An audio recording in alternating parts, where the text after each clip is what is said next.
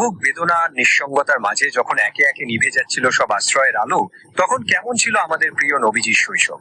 6 বছর বয়সে মা আমেনাকে হারানোর পর মাত্র 8 বছর বয়সে যিনি হারালেন তার পরম শ্রদ্ধেয় দাদাকেও। একের পর এক আপনজন হারিয়ে যাওয়া সেই ছোট্ট শিশুটির জীবনে এরপর কে হয়েছিলেন পরম আশ্রয়? কেন তার দাদা নিজের সন্তানদের চেয়েও তাকে বেশি ভালোবাসতেন এবং মৃত্যুর আগে কোন ওসিয়ত করে গিয়েছিলেন? ইতিহাসের পাতা থেকে হারিয়ে যাওয়া রাসূলুল্লাহ সাল্লাল্লাহু আলাইহি ওয়াসাল্লামের জীবনের সবচেয়ে আবেগঘন ও স্পর্শকাতর এই অধ্যায়টি জানতে আজকের ভিডিওটি একটুও স্কিপ না করে শেষ পর্যন্ত দেখুন। মায়ের মৃত্যুর পর গভীর শোকাভিভূত দাদা আব্দুল মুত্তালিব পরম মমতায় এই পিতামাতাহীন এতিম পুত্রকে সঙ্গে নিয়ে এলেন নবুয়ত ও রিসালাতের নিকেতন মক্কায়। প্রাণের চেয়েও বেশি প্রিয় পুত্র আব্দুল্লাহর মৃত্যুতে আব্দুল মুত্তালিব যতটা না ব্যথা অনুভব করেছিলেন তার চাইতে অনেক বেশি ব্যথা অনুভব করলেন পুত্রবধূ আমেনার অকাল মৃত্যুতে। কারণ আব্দুল্লাহর মৃত্যুর পর শিশু মুহাম্মদ সাল্লাল্লাহু আলাইহি ওয়াসাল্লামের একমাত্র অবলম্বন ছিলেন তার মা আমেনা। কিন্তু মায়ের মৃত্যুর পর তার যে আর কোনো অবলম্বনই রইল না। এই নিদারুণ কষ্টে দাদার দুঃখ যেন শতগুণে বেড়ে গেল। অন্যদিকে তেমনি আবার এতিম শিশুটির জন্য তার স্নেহ সুধাও শতধারায় বর্ষিত হতে থাকে। মনে হতো দাদা যেন তার অরসজাত সন্তানদের চাইতেও বেশি মাত্রায় এই এতিম নাতিকে স্নেহ করতে লাগলেন। ইবনে হিশাম রাহিমাহুল্লাহ এর বর্ণনায় আছে যে কাবা ঘরের ছায়ায় আব্দুল মুত্তালিবের জন্য বিশেষ একটি আসন বিছানো থাকতো। আব্দুল মুত্তালিবের সম্মানের কারণে তার কোনো সন্তানই সেই আসনে বসতেন না, বলকে তারা আসনের চারপাশ ঘিরে বসতেন। কিন্তু শিশু নবী সাল্লাল্লাহু আলাইহি ওয়াসাল্লাম সেখানে আগমন করে সোজা সেই আসনেই গিয়ে বসে পড়তেন। এই অবস্থা প্রত্যক্ষ করে তার চাচাগণ পরম আদরে তার হাত ধরে তাকে সেই আসন থেকে নামিয়ে দিতে চাইতেন।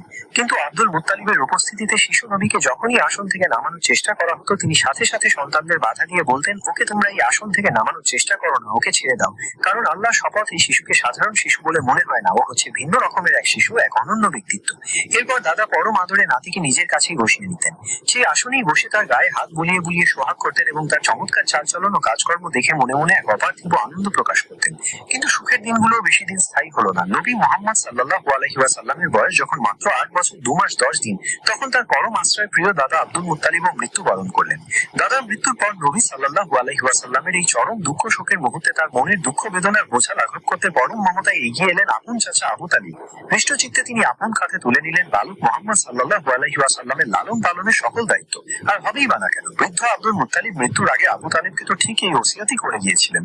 আজ সোশ্যাল মিডিয়ার যুগে আমরা কত কিছুই না মানুষের সাথে শেয়ার করি, কিন্তু নবীজির জীবনের এই ত্যাগ আর পরম কষ্টের ইতিহাস আজ আমাদের সন্তানদের অজানা। অনেকের হৃদয়ে আজ নবী প্রেমের অভাব।